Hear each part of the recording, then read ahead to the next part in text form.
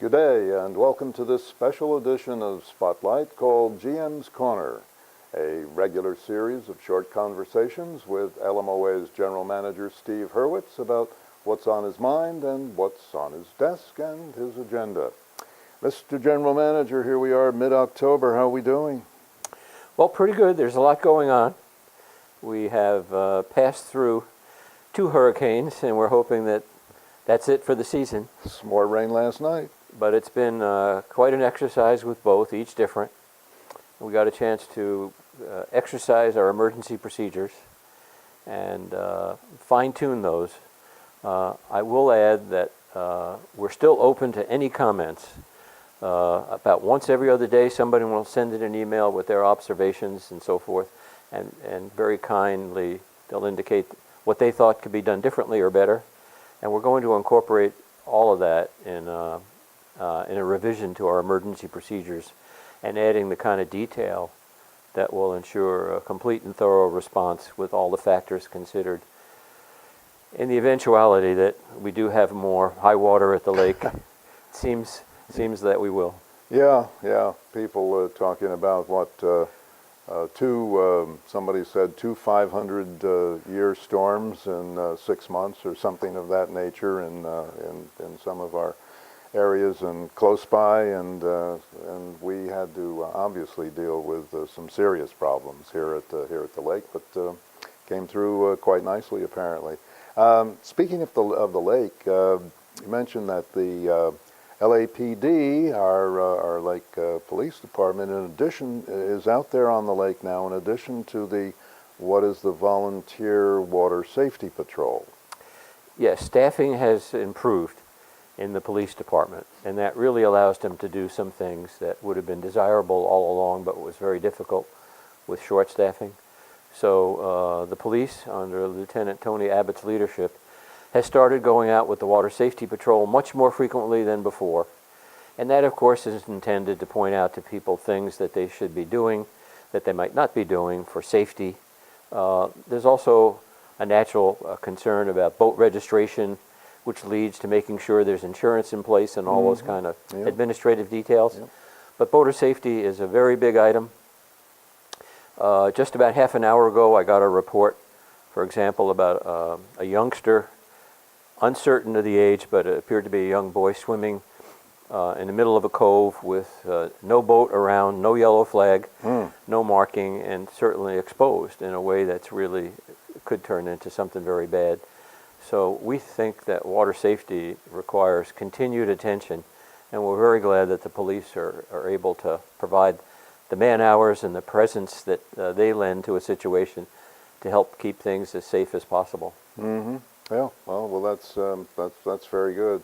You mentioned that you recently were asked to give a presentation of the golf maintenance building project, which actually had been approved. It was going to be moved to, I'll call it Lower Bunker Boulevard, closer to the intersection with Jefferson Drive. And it had passed the Fluvanna Planning Commission. And then bingo, got stiffed at the Board of Supervisors level. And so we're kind of stuck. We need, for apparently many good reasons, the old golf maintenance facility is, shall we say, in need of serious attention. Anyway, you take it. Well, the old facility does need to be retired. It is old, it's poorly insulated, it doesn't do very well in energy efficiency, and it's really in a very inconvenient spot located in a curve in the road, and it does require a time on the roads with heavy equipment to get out on the golf course, and it's in the immediate vicinity of several homes. So the new facility was to address all of that, and we did fail at the Board of Supervisors level to get the required special use permit, so that whole deal kind of fell apart, and we were just trying to find other parcels of land. But one thing we did learn the first thing around is the neighbors, the bunker neighbors, whichever part of bunker they're on, have concerns about noise, about traffic, chemical storage, water usage, and proximity to the facility and so forth.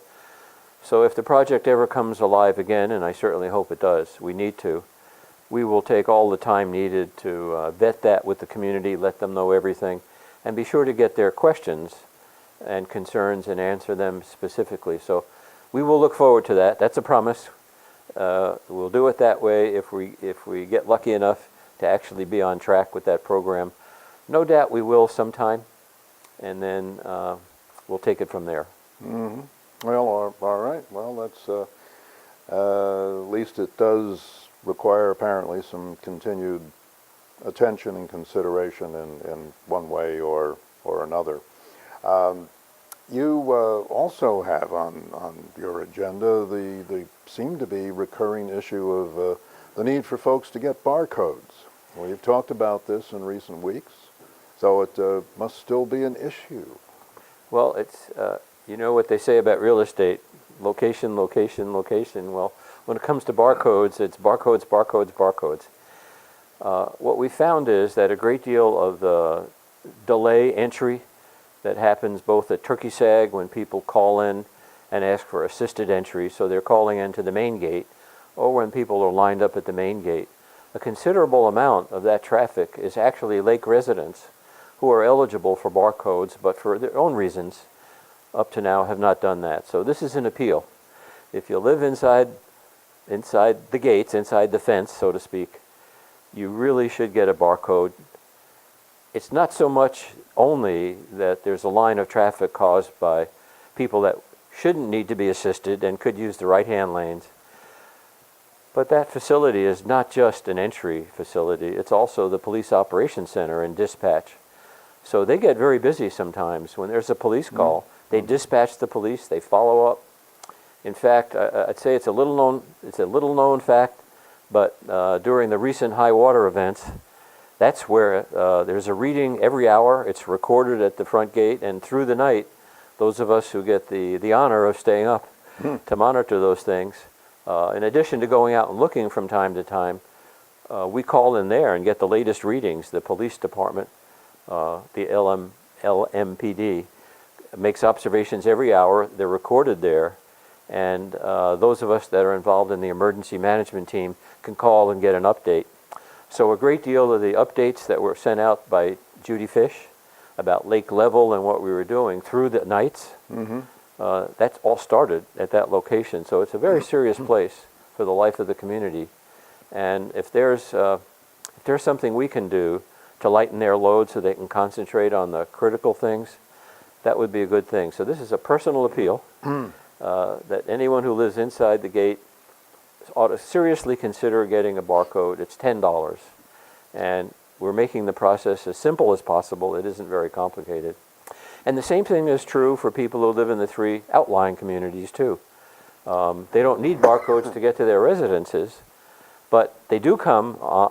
They do come inside, so it would be a courtesy and a favor for them to do that too. So we'll look forward to increased registration and shorter lines. Particularly at the Ashlawn main entry.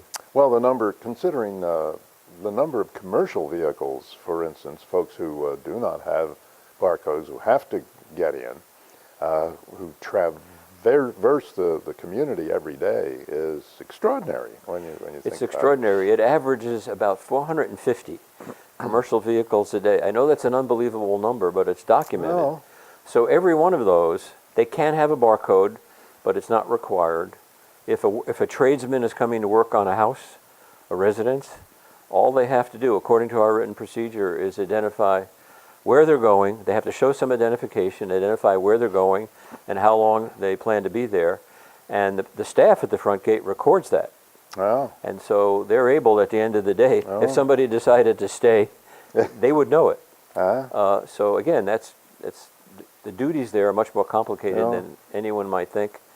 And so we look forward to help from our loyal residents with getting barcodes.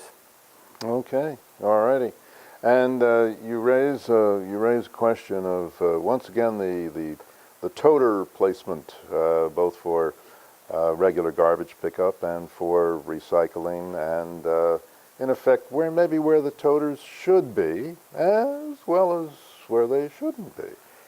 It is, that's exactly the way to put it. The rule is least conspicuous location possible.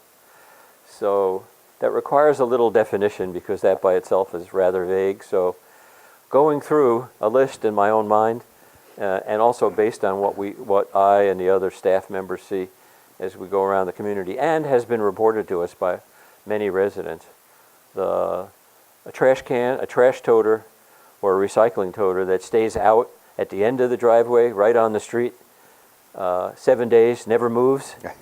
That certainly isn't the least conspicuous. Yeah. And then moving back from there, maybe 10 or 15 feet up the driveway towards the house, behind a skinny tree. The skinny tree, yes. Behind a skinny tree. Yes. I think it's fair to say that's not the least conspicuous. And then for reasons that are good and sufficient, I'm sure, in people's minds, but I'd just like to point out, dead center in front of the garage is also not very conspicuous, or in front of the entrance to the house. And plenty of people do leave their toters there.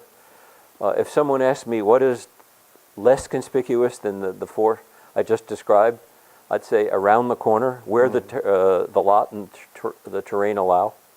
Around the corner, out of sight as best as possible. It's also possible to put them inside a garage, where there is a garage. So those are ideas for people to think about. But the four cases I described, I'd say just about anybody would agree that doesn't fulfill the requirement to be in the least conspicuous location. So this is not just somebody's opinion. We hear from realtors all the time that when they drive on with potential buyers and they see the trash and the recycling toters out clearly, in a wrong place, not on a pickup day, that it's been called unsightly and a detractor. So we'd like to help people with some of those definitions, and hope people can see their way to putting their toters in the least conspicuous location possible. Yeah. Yeah, well, obviously, if they were things of beauty designed by a well-known sculptor or something of that nature, that would be one thing, as a wonderful lawn ornament, but as a practical and functional matter, that does not work in terms of pickup by the recycling folks. So That's true. In fact, we have some of those toters in front of the basketball and tennis courts, and we're in the middle of upgrading those to something that looks better. Those are actually opposite ash lawn across the parking lot up against the fences, and we're going to upgrade those so they look much better to go along with the beautiful basketball courts and tennis, and I'm reminded, pickleball. yes, Pickleball courts, they look great, they're terrific, and we're very proud of them, and we think that the toters don't quite fit. So again, we're going to upgrade those. yeah, and going back to the police, the main gate and the ops center for a moment, you note that Crystal Wrench has been promoted to supervisor of the ops center. Apparently, Yes. she's very well experienced here at the front operations center. Indeed, Crystal's been the interim manager. There was a sickness, a medical condition with the previous manager, and that position was vacated, and Crystal jumped in and she acted as the supervisor and has done a great job. In fact, she authored the new procedures guide, which is a whole manual that will help with training and standardized reactions to things amongst the staff. She authored that while working a midnight shift and all her other responsibilities. And so it seemed proper to appoint Crystal. I'm very glad that we're able to do that. She's done a great job.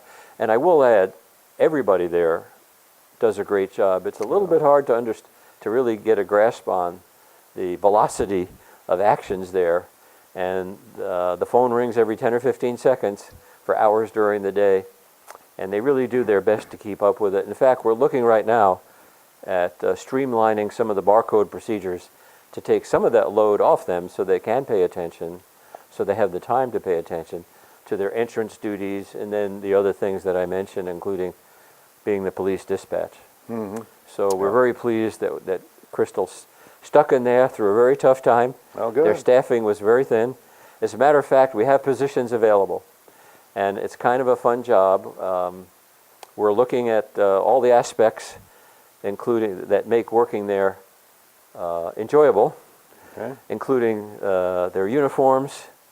We're getting ready to renovate the building inside and out and make it a better accommodation for them to do their work.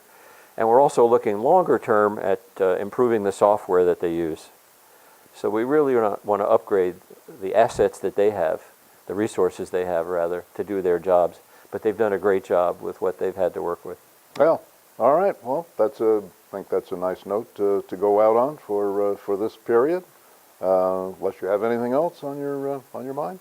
Nope. I think All right. that's certainly a lot of subjects, and I appreciate the opportunity, Ron. Okay. Well, we appreciate you taking the time to share this with us. It's very helpful.